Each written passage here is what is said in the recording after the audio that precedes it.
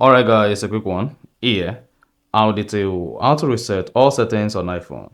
So if at the end of this you found this offer informative, please don't forget to like and then subscribe.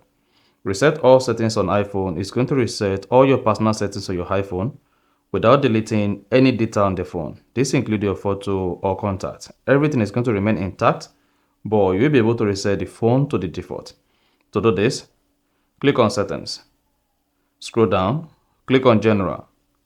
Under General, scroll down, locate and click on Transfer or Reset iPhone.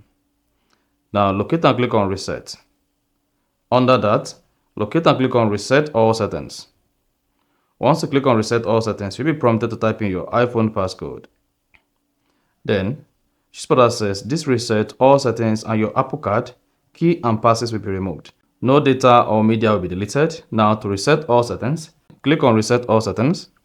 Now, once you click on Reset All Settings, this is going to force restart your iPhone to reset all your personalized settings on the phone and definitely restore back the phone to its normal state or working state without deleting any data on your phone. So what you simply need to do is once you click on Reset All Settings on your phone, just hang on for your iPhone to reset all the settings.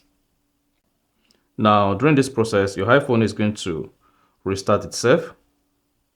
And then once the iPhone logo comes up again, you just need to hang on. Do not turn off your iPhone and make sure you have enough power to process this once you try to reset all settings on your iPhone.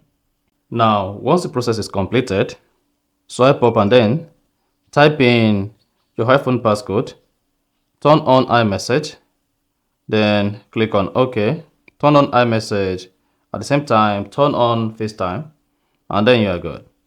So that's exactly how to reset all settings on iPhone. If you found this offer informative, please don't forget to like and then subscribe.